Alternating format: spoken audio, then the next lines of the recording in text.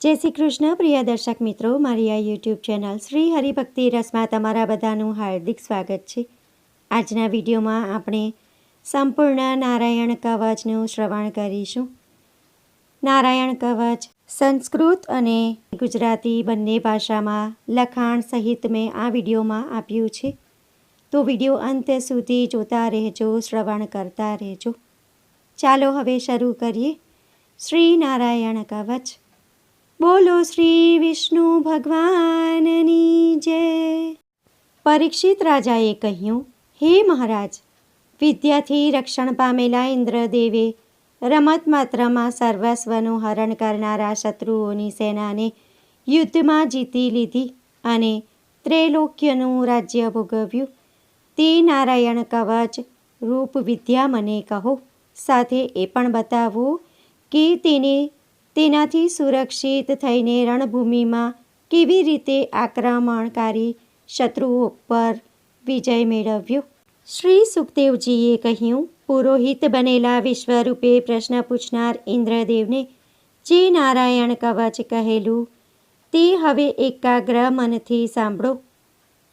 વિશ્વરૂપે કહ્યું, હે દેવરાજેન્દ્ર, ભયનો પ્રસંગ આવી પડે ત્યારે નારાયણ કવચ ધારણ કરી પોતાના શરીરની રક્ષા કરી લેવી જોઈએ.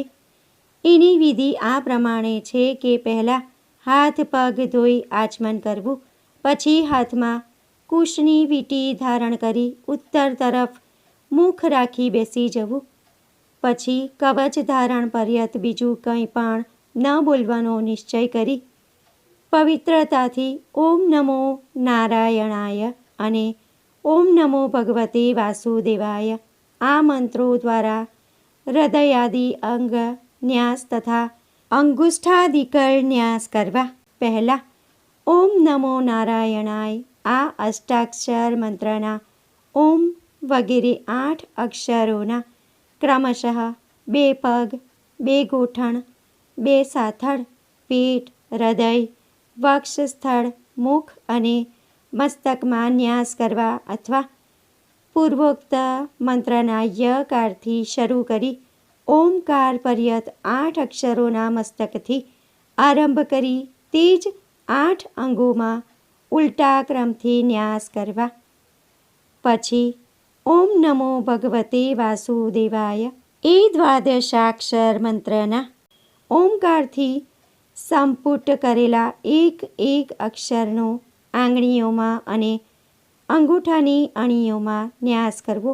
જમણા હાથની તર્જનીથી માંડી ડાબા હાથની તર્જની સુધીની 8 આંગળીઓમાં 8 અક્ષરોનો અને 2 અંગૂઠાના ઉપરના તથા નીચેના 4 સાંધાઓમાં બાકી રહેલા 4 અક્ષરોનો ન્યાસ કરવો. પછી ઓમ વિષ્ણવે નમઃ એ મંત્રના ઓમકારનો હૃદયમાં, વીકારનો મસ્તકમાં, શકારનો ભ્રુકુટીના મધ્યમાં, અણકારનો શિખામાં, વેકારનો બંને નેત્રમાં અને નકારનો સર્વ સાંધાઓમાં ન્યાસ કરવો. બાકી રહેલા મકારનો ઓમ મહ અસ્ત્રાય ફટ કરી દિગ્બંધ જોડવો. આ પ્રમાણે ન્યાસ કરવાથી આ વિધિને જાણવાવાળો પુરુષ મંત્ર સ્વરૂપ થઈ જાય છે. ત્યાર પછી સમગ્ર ઐશ્વર્ય, ધર્મ, યશ, લક્ષ્મી, જ્ઞાન અને વૈરાગ્યથી પરિપૂર્ણ ઈષ્ટદેવ ભગવાનનું ધ્યાન કરવું અને પોતાને પણ તદ્રૂપ જ સમજે પછી વિદ્યા, તેજ અને તપ સ્વરૂપ આ કવચનો પાઠ કરવો. ઓમ ગરુડજીની પીઠ ઉપર ચરણ ધરીને રહેલા અણીમાદી 8 સિદ્ધિઓથી સેવિત 8 બાહુવાળા શંખ, ચક્ર, ઢાલ, તલવાર, ગદા, બાણ, ધનુષ અને પાશને ધારણ કરતા હરિ ભગવાન મારી સર્વ પ્રકારની રક્ષા કરજો.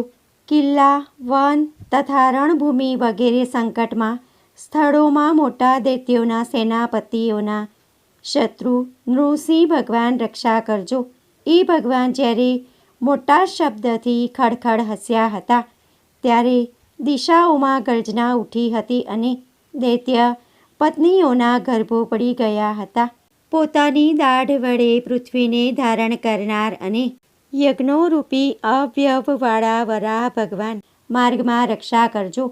પર્વતોના શિખરો ઉપર પરશુરામ અને પ્રવાસમાં ભરતના મોટા ભાઈ રામચંદ્રજી લક્ષ્મણ સહિત મારી રક્ષા કરજો. મારણ મોહન આદિ ભયંકર અભિચારો અને ગફલતમાંથી નારાયણ રક્ષા કરજો. ગર્વથી નર ભગવાન, યોગ ભ્રંશથી યોગેશ્વર દત્તાત્રેય અને ગુણોના સ્વામી કપિલદેવજી કર્મના બંધનથી રક્ષા કરજો. ભગવાન સનત કુમારો કામદેવથી રક્ષા કરજો અને માર્ગમાં દેવોને નમસ્કાર ન કરવા રૂપી અપરાધથી હયગ્રીવ ભગવાન રક્ષા કરજો. નારદજી સેવામાં થતા અપરાધોથી રક્ષા કરજો. સર્વ પ્રકારના નરકથી કચ્છ પાવતાર ભગવાન મારી રક્ષા કરજો. કુપથ્યમાંથી ધન્વંતરી રક્ષા કરજો. જીતેન્દ્રિય ઋષભદેવજી સુખ દુઃખ શીત ઉષ્ણ આદિ ભયંકર દ્વંદ્વોથી રક્ષા કરજો. લોકપવાદથી યજ્ઞાવતાર રક્ષા કરજો. મનુષ્ય ક્રોધ વિઘ્નોથી બળભદ્રજી રક્ષા કરજો. ક્રોધવશ નામના સર્પોના ગણથી શેષનાગ રક્ષા કરજો. અજ્ઞાનથી વેદ વ્યાસ ભગવાન, પાખંડીઓથી અને પ્રમાદથી બુદ્ધાવતાર અને ધર્મ રક્ષાને માટે મહાન અવતાર ધારણ કરવાવાળા ભગવાન કલ્કી પાપ બહુલ કાલી કાલના દોષોથી મારી રક્ષા કરજો. સવારમાં ગદાથી ભગવાન કેશવ, વેણુધારી ગોવિંદ ભગવાન થોડો દિવસ ચઢી આવે ત્યારે બરછીધારી નારાયણ પૂર્વાહન કાળમાં અને ભગવાન વિષ્ણુ ચક્રરાજ સુદર્શન લઈ મધ્યાહન કાળમાં રક્ષા કરજો. ઉગ્ર ધનુષ્યધારી મધુસૂદન ભગવાન ત્રીજા પહોરે બ્રહ્મા વિષ્ણુ રુદ્ર એ ત્રણ મૂર્તિવાળા માધવ ભગવાન સાયંકાળે સૂર્યાસ્ત પછી ઋષિકેશ અને મધરાતે તથા મધરાત પહેલાં એકલા પદ્મનાભ ભગવાન રક્ષા કરજો. શ્રી વત્સલાંછન શ્રી હરિ ભગવાન પાછલી રાતે, ખડધારી જનાર્દન ભગવાન ઉષાકાલ વખતે, દામોદર ભગવાન સૂર્યોદય પહેલાં અને કાળમૂર્તિ વિશ્વેશ્વર ભગવાન બધી સંધ્યાઓ વખતે રક્ષા કરજો. સુદર્શન આપનો આકાર ચક્ર જેવો છે. આપની કિનારીનો ભાગ પ્રલયકાળના અગ્નિ જેવો અત્યંત તીવ્ર છે. આપ ભગવાનની પ્રેરણાથી ચોતરફ ઘૂમ્યા કરો છો. જેવી રીતે આગ વાયુની સહાયથી સૂકા ઘાસ કૂસને બાળી નાખે છે, તેવી રીતે આપ અમારી શત્રુ સેનાને ધડધડાટ બાળી નાખો. કૌમોદકી ગદા આપમાંથી છૂટતી ચિંગારીનો સ્પર્શ વજ્ર જેવો અસહ્ય છે. ભગવાન અજીતની પ્રિયા છો, હું એમનો દાસ છું. તેથી આપ કુષ્માંડ વિનાયક, યક્ષ, રાક્ષસ, ભૂત અને પ્રેતાદિ ગ્રહોને સડસડાટ કચરી નાખો તથા મારા શત્રુઓને ચૂર્ણ કરી નાખો. શંખ શ્રેષ્ઠ આપ ભગવાન શ્રી કૃષ્ણની ફૂંકથી ભયંકર અવાજ કરી મારા શત્રુઓના દિલ ધ્રુજાવી દો અને યાતુમ ધન, પ્રથમ, પ્રેમ, માતૃકા, પિશાચ તથા બ્રહ્મ રાક્ષસ વગેરે ભયાનક પ્રાણીઓને અહીંથી ઝટપટ ભગાડી મૂકો. ભગવાનની પ્રિય તલવાર આપની ધાર અત્યંત તીક્ષ્ણ છે. આપ ભગવાનની પ્રેરણાથી મારા શત્રુઓને છિન્ન ભિન્ન કરી દો. ભગવાનની વહાલી ઢાળ આપમાં સેંકડો ચંદ્રકાર મંડળ છે. આપ પાપ દૃષ્ટિવાળા પાપ આત્મા શત્રુઓની આંખ બંધ કરી દો અને એમને સદાને માટે અંધ બનાવી દો. સૂર્ય વગેરે ગ્રહ, ધૂમકેતુ વગેરે કેતુ, દુષ્ટ મનુષ્યો, સર્પ વગેરે પેટે ચાલનારા જંતુઓ, દાઢવાળા હિંસક પશુ, ભૂત પ્રેત વગેરે તથા પાપી પ્રાણીઓથી અમને જે ભય હોય અને જે અમારા મંગલના વિરોધી હોય તે બધા ભગવાનના નામ, રૂપ અને આયુધના કીર્તન કરવાથી તત્કાળ નાશ પામે. બૃહદ રથંતર આદિ સંવેદના સ્તોત્રોથી જેમની સ્તુતિ કરવામાં આવે છે તે વેદમૂર્તિ ભગવાન ગરુડ અને વિશ્વકસેનજી પોતાના નામોચ્ચારણના પ્રભાવથી અમને બધા પ્રકારની વિપત્તિઓથી બચાવે. શ્રી હરિના નામ, રૂપ, વાહન, આયુધ અને શ્રેષ્ઠ પાર્ષદ અમારી બુદ્ધિ, ઇન્દ્રિય, મન અને પ્રાણોને બધા પ્રકારની આપત્તિઓથી ઉગારી લે. સઘળું જગત ખરી રીતે ભગવાનનું જ સ્વરૂપ છે. સત્યથી અમારા સઘળા ઉપદ્રવ નાશ પામો. અભેદ દૃષ્ટિવાળાઓને ભગવાન ભેદ રહિત છે તો પણ એ પોતાની માયાથી ભૂષણ, આયુધ અને રૂપ નામની શક્તિઓથી ધારણ કરે છે. એ વાત નિશ્ચિત રૂપથી ખરી છે. તો એ સત્ય અનુસાર સર્વજ્ઞ, સર્વવ્યાપક ભગવાન શ્રી હરિ સર્વ સ્વરૂપો વડે સર્વકાળમાં અને સર્વ દેશમાં અમારી રક્ષા કરો.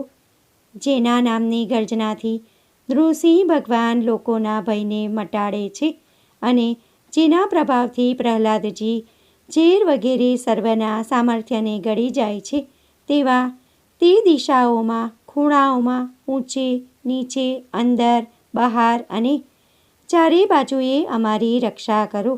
વિશ્વરૂપે કહ્યું, હે ઇન્દ્ર, મેં તમને આ નારાયણ કવચ કહ્યું તે પાઠ કરી લે પછી તમે મોટા મોટા દૈત્યને વગર પરિશ્રમે જીતી શકશો.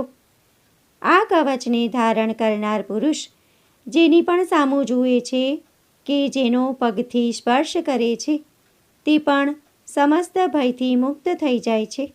આ વૈષ્ણવી વિદ્યા ધારણ કરનારા પુરુષને રાજા, ચોર, ગ્રહ કે વાઘ આદિ હિંસક પશુઓથી કદી ભય થતો નથી. પ્રાચીન કાળમાં આ વિદ્યાને ધારણ કરનાર કોઈ કૌશિક ગોત્રના બ્રાહ્મણે આ વિદ્યા ધારણ કરી યોગ ધારણાથી નિર્જન દેશમાં પોતાનો દેહ છોડેલો. એક દિવસ પોતાની સ્ત્રીઓ સાથે ગંધર્વોનો અધિપતિ ચિત્રરથ વિમાનમાં બેસીને આકાશમાં જતો હતો. તે જ્યાં બ્રાહ્મણનો દેહ પડ્યો હતો ત્યાં ઉપર આવતા તુરંત વિમાન સહિત ઊંધે માથે પૃથ્વી ઉપર પડ્યો. આ ઘટનાથી એના આશ્ચર્યની સીમા ન રહી.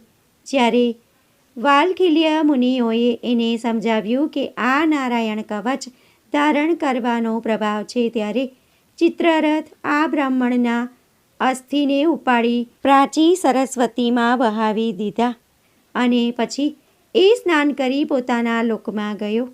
શ્રી સુખદેવજીએ કહ્યું, જે માણસ આ નારાયણ કવચને યોગ્ય સમયમાં આદર સહિત સાંભળે કે ધારણ કરે તેની સામે બધા પ્રાણીઓ આદરથી નમી પડે છે અને તે બધી જાતના ભયથી મુક્ત થઈ જાય છે. હે પરીક્ષિત, વિશ્વરૂપ પાસેથી આ વિદ્યા પ્રાપ્ત કરી ઇન્દ્રદેવે દૈત્યોને જીતી ત્રૈલોક્યનું રાજ્ય ભોગવ્યું. ઇતિ શ્રી ભાગવતે મહાપુરાણે ષષ્ઠ સ્કંદે નારાયણ કવચ નામો અષ્ટમો અધ્યાય સંપૂર્ણ. બોલો શ્રી વિષ્ણુ ભગવાનની જય. તો ભક્તો, આજના વિડીયોમાં આપણે નારાયણ કવચ સંપૂર્ણ શ્રવણ કર્યું છે. આશા કરું છું કે આ વિડીયો તમને પસંદ પડ્યો હશે. આ નારાયણ કવચ તમે દરરોજ શ્રવણ કરી શકો છો. ખાસ કરીને એકાદશીના દિવસે તમારે ખાસ શ્રવણ કરવું જોઈએ, જેનાથી ભગવાન શ્રી નારાયણ બધી રીતે બધી બાજુથી આપણી રક્ષા કરે છે.